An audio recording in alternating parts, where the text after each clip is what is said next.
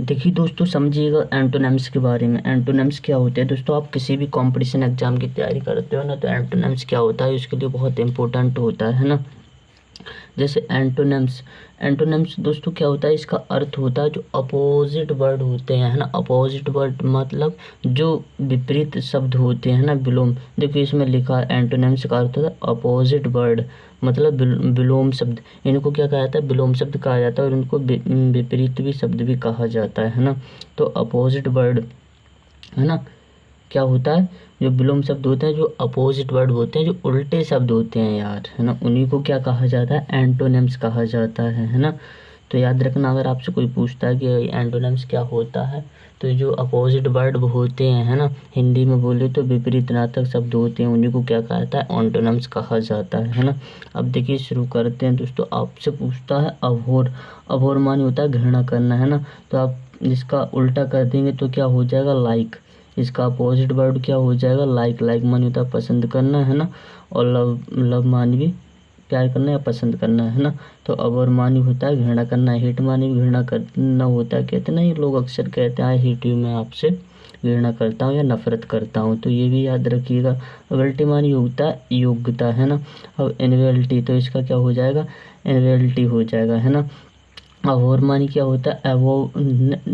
Above मानी क्या होता है? ऊपर, है ना। तो बेलोव मानी क्या हो जाएगा? नीचे।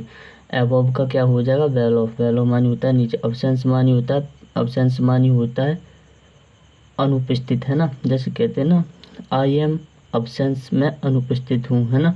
तो प्रेजेंस हो जाएगा, इसका क्या हो जाएगा? प्रेजेंस होगा, है ना। तो ध्यान देना, एक होता है प्रेजेंट भी होता है ना, तो वो भी अनुपस्थित होता है, याद रखना है। अवसर्ड मानी होता है अतिरिक्त, है ना। तो इसका हो जाएगा रीजनेबल, इसका क्या हो जाएगा? रीजनेबल हो जाएगा, है ना। रीजनेबल, REASONABL, रीजनेबल हो जाएगा, है।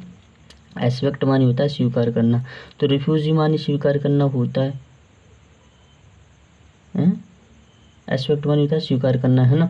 ना ना ना ना, एस्पेक्ट मानी क्या होता है? स्वीकार करना, है ना। तो रिफ्यूज मानी होता है त्यागना। रिफ्यूज मानी क्या होता है? त्यागना होता है ना। जैसे डैनी मानी भी त्यागना होता है। तो एक्सेप्ट मानी क्या होता है? स्वीकार करना, तो इसका हो जाएगा रिफ्यूज मानी त्यागना, है ना। या डैनी भी लिख सकते हो आप, है ना।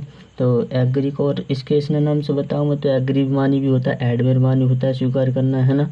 और एक्सेप्ट मानी भी होता है स्वीकार करना, एग्री रिफ्लेक्स मानी भी होता है स्वीकार करना, है ना। तो इसका अपोजिट वर्ड क्या हो जाएगा? रिफ्यूजी मानी होता है त्यागना या छोड़ देना, है ना। गिव अप, गिव अप कर देना, गिव अप भी लिख सकते हो, है ना। गिव अप मानी छोड़ देना। फोरसेकन, फोरसेक, एक फोरसेक होता है, उसे भी लिख सकते हो आप, हैं। तो याद रखना है।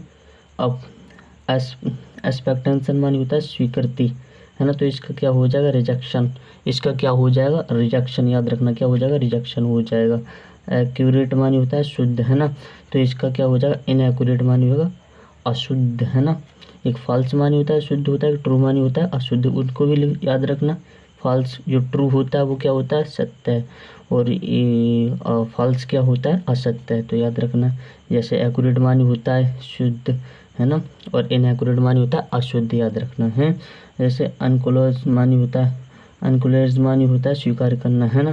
तो रिफ्यूजी मानी होता है त्यागना, है ना, या छोड़ देना, फोर्स कर देना, या गिव अप कर देना, है ना। तो आप लिख सकते ना, कोई भी लिख सकते हो, है ना। स्वीकार करना मतलब अभी मैंने एक और बताया था, एक्सेप्ट मानी होता है स्वीकार करना, एग्री कहते हैं ना, आई एक्सपेक्ट माई मिस्टेक, मैं अपनी गलती स्वीकार करता हूँ, है।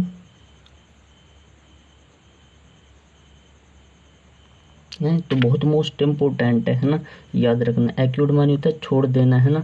तो एक्यूट मानी होता है छोड़ देना, और तो इसका क्या हो जाएगा? कॉन्वेक्ट, है ना।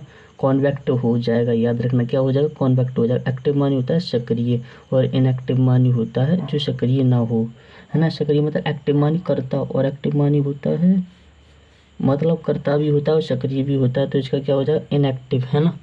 क्या हो जाएगा? इनएक्टिव हो जाएगा, है। याद रखना है, बहुत मोस्ट इम्पोर्टेंट है। और एडमिट मानी होता है स्वीकार करना।